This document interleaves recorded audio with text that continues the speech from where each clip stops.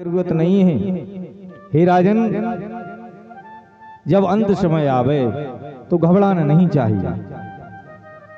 अंत समय में घबराने वाले को सुखदेव जी कहते हैं कि जो अंत समय में घबरा जाते हैं उनकी मुक्ति भी बिगड़ जाती है। इसलिए जीवन भर संत महापुरुष माला को धारण करके सीताराम राधे श्याम नाम का जाप करते हैं। तो जीवन भर उन्होंने प्रयास किया और अंत समय तक अंत्ययामति सागति, अंत समय में जिसकी जैसी इच्छा बन जाती है उसको वैसी मोक्ष प्राप्त हो जाता है। और जीवन में तृष्णा अगर लग जाए, दो मुक्तियां हैं, सद्यो मुक्ति, क्रम मुक्ति। सद्यो मुक्ति क्या है? ब्रह्मरंध्र के द्वारा जिसके प्राण निकलते हैं, ब्रह्मरंध्र चक्षुओं के द्वारा जिसके प्राण निकले, उसके नेत्र खुले रह जाएं तो समझ लेना सद्यो मुक्ति हो गई इनकी। ब्रह्मरंध्र में सिर में बाल जैसा छिद्र हो जाता है जिस समय आत्मा निकलती है, और वह महापुरुष जब जाते हैं उन महापुरुषों के लिए फिर लौटना नहीं होता है। 84 के चक्कर से वह मुक्त हो जाते हैं। और क्रम मुक्ति है, अग्निलोक से जाकर के फिर वापस उस जीवात्मा को आना पड़ता है।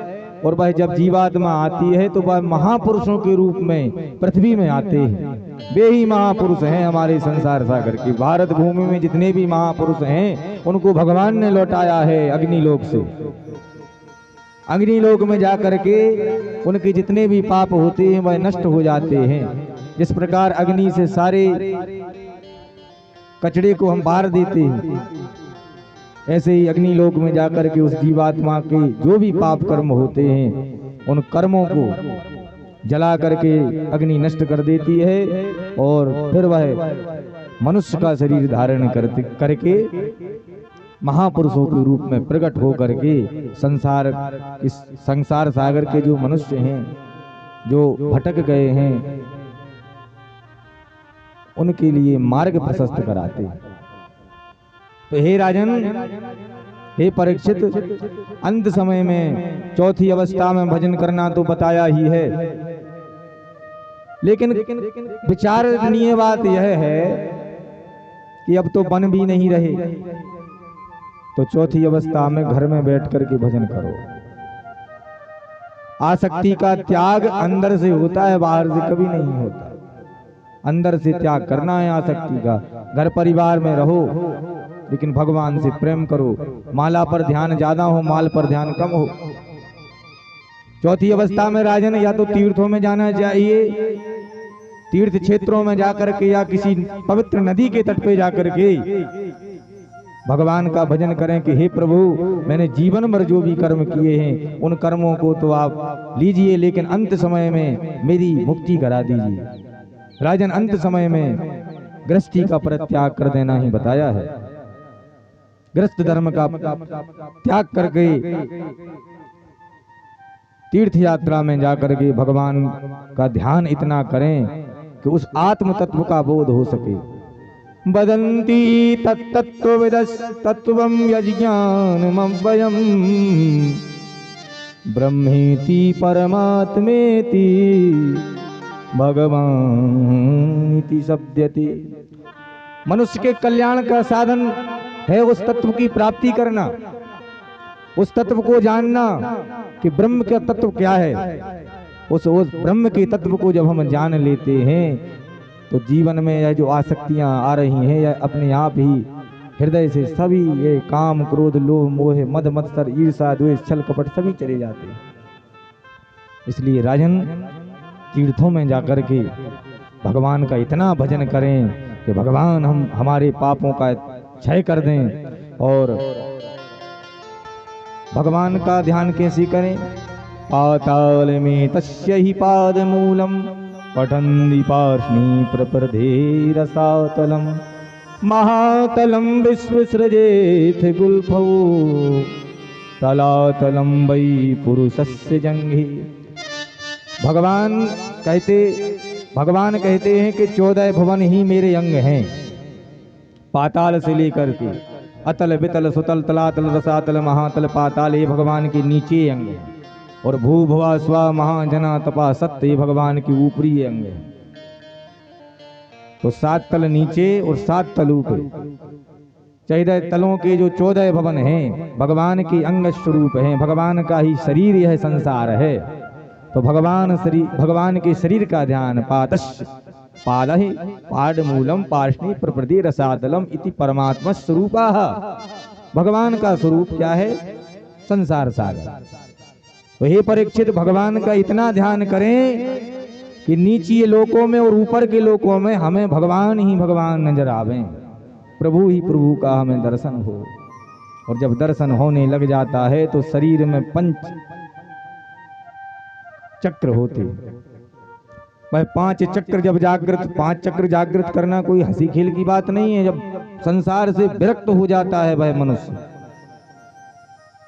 कुत्ते में भी भगवान दिखे, बिल्ली में भी भगवान दिखे, मनुष्य में भगवान, वसुदेव कुटुंबकम की भावना लेकर के वृक्षों में भी भगवान, चीटा चीटियों में भी भगवान दिखे। जब भगवान हर जगह दिखने लग जाते हैं तो एक चक्र जागृत होता है हृदय में।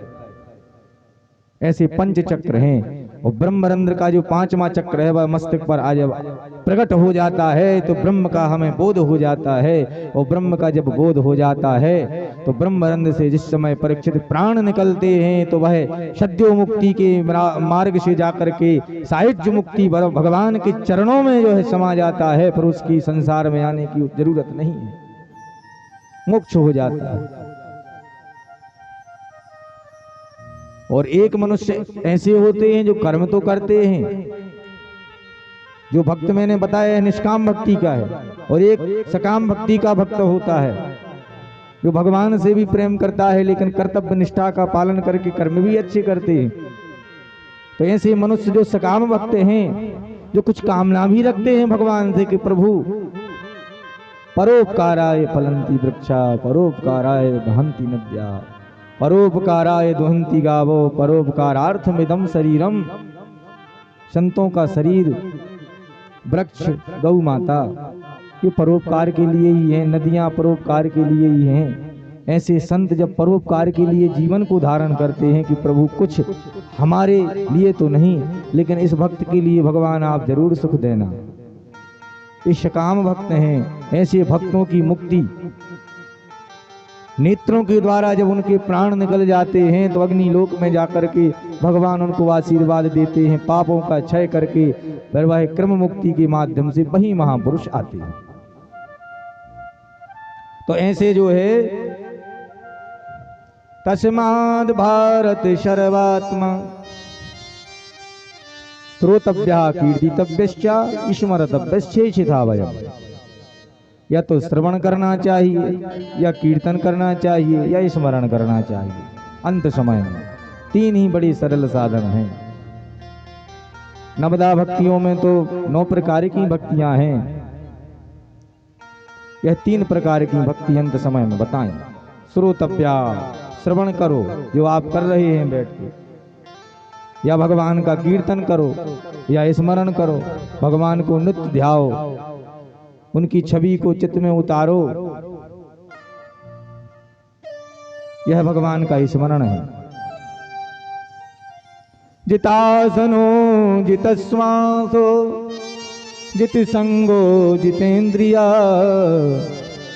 स्थूले भगवतो रूपे मनः संधारयेद्धिया। हे परीक्षित, जीवन में जिसने आसन नहीं जीती है वह भगवान का भजन नहीं कर पाता है। इसलिए आसन को जीतना बहुत बड़ी बात है। एक ही आसन पर बहुत प्रयास करना पड़ता है तब जाकर के वह आसन लग पाती है। इसलिए आसन को जीतना चाहिए सर्वप्रथम साधक के लिए। जितासनो जितश्वासो, प्राणायाम के द्वारा श्वास को जीतें। रेचक, कुंभक और पूरक 3 प्रकार के प्राणायाम बताए। प्राणायाम के द्वारा श्वास को जीतना चाहिए। जो प्राणायाम को जीत लेता है वह जल में भी कई समय तक अंदर बना रहता है। जित संगो जितेंद्रिया, तीसरा संग बताया है। संग को जीतना चाहिए। असंग भाव अगर रहेगा जीवन में बेकार मित्रों से सावधान रहना चाहिए साधक के लिए। कितना भी घनिष्ठ मित्र क्यों ना हो, अगर मार्ग प्रशस्त उसका ठीक नहीं है, मार्ग ठीक नहीं है, उसका रास्ता ठीक नहीं है, व्यवहार ठीक नहीं है, पाप कर्म करने वाला मित्र है तो उसका परित्याग कर देना चाहिए। क्योंकि मित्र से भी सतसंगति मुद मंगल मूला, सोई फल विधि सब साधन भूला। सठ सुध रही सत संगति पाई, आरस परस कुधात सुहाई। महाराज, पारसमणि की जब मित्रता लोहे से हो जाती है तो सोने में परिवर्तित कर देता है, यह मित्रता है। पारस परस कुधात सुहाई, सठ सुध रही सतसंगति पाई। सठ मूढ़ अगर भगवान की कथाओं को सुने, महापुरुषों का संग करे, अच्छे मित्र का संग करे, तो वह भी सुधर जाता है। यह सत्संगता की महिमा है। और चौथा, इंद्रियों को जीते। जिते संगो जितेंद्रिया। चौथा, इंद्रियों को जीते। 10 इंद्रियां, 11वीं इंद्री मन। 10 इंद्रियों को तो जीत लिया, ये अंग में जो 10 इंद्रियां हैं, 11वीं इंद्री मन है। अगर मन को नहीं जीत पाए तो कुछ नहीं होगा। क्यों मन के हारे हारे, मन के जीते जीत, और मन ही मिलावत राम से, मन ही करत अजीत।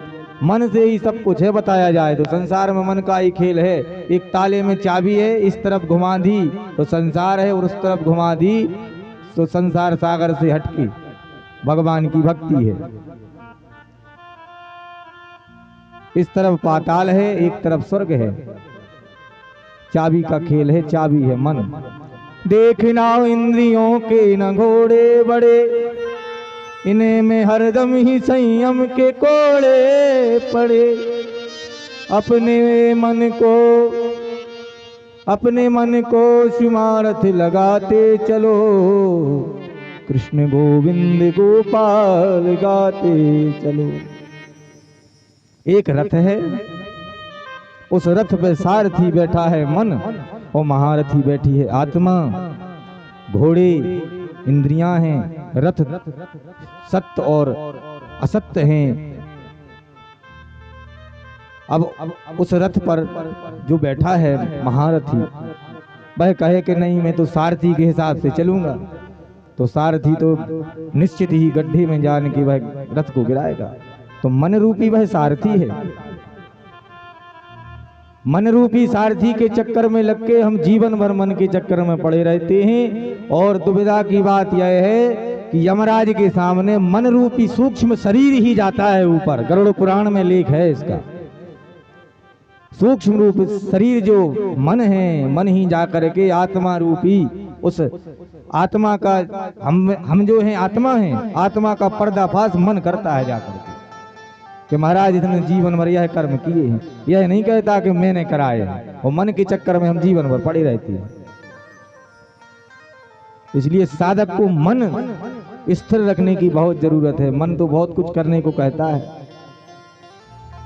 मन से ही जीव चल रही है, मन से ही चक्षु, ये कान हमारे, मन कहता है कि रसगुल्ले रसगुल्ले मिले, मन कहता है कि हम पूरे गांव का धन इकट्ठा करके हमको मिल जाए, मन कहता है कि भगवान की भक्ति बिल्कुल ना करो, तीर्थों पर तो बिल्कुल मत जाओ, सत्यनारायण कथा तो कभी कराओ नहीं। नाना प्रकार के जंजाल में अगर मन चला जाए जिसका, और मन बढ़िया प्रसन्न होता है। गलत कर्म करो ना जब, मन बहुत प्रसन्न होता है, वाह क्या बात है। और अच्छे कर्म करो तो इसको बहुत बुरा लगता है कि ये क्या हुआ, ये तो मेरे हिसाब से हुआ ही नहीं।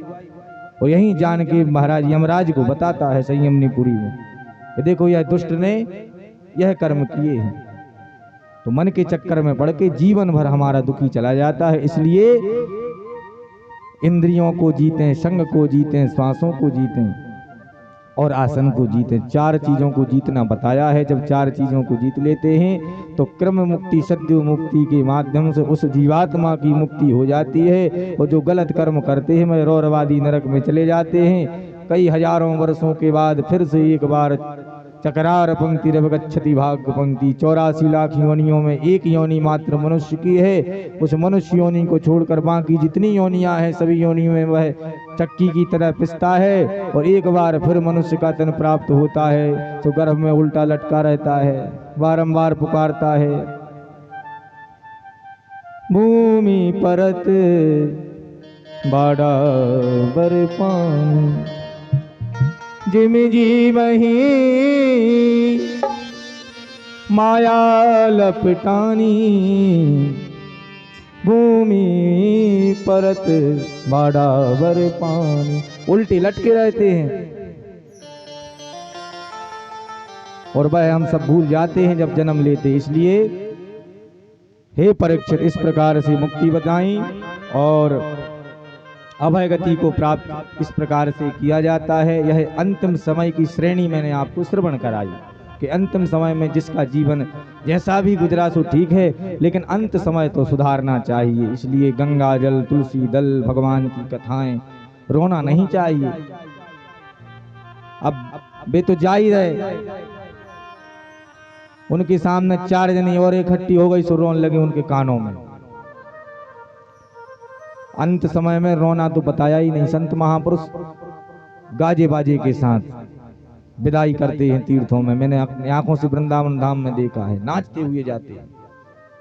किस बात का रोना महाराज? जन्म लिया था तो हंसे थे, विवाह हुआ तो हंसे, जीवन भर हंसे। अंत समय में क्या रोना?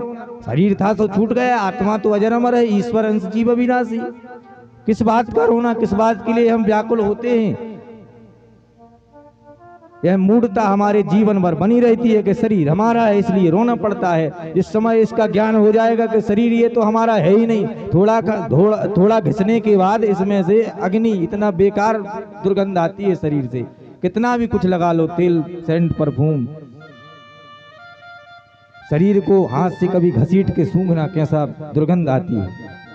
शरीर तो हमारा है ही नहीं, हम तो आत्मा हैं जो परमात्मा ने मुझे भेजा है। यह तो पात्र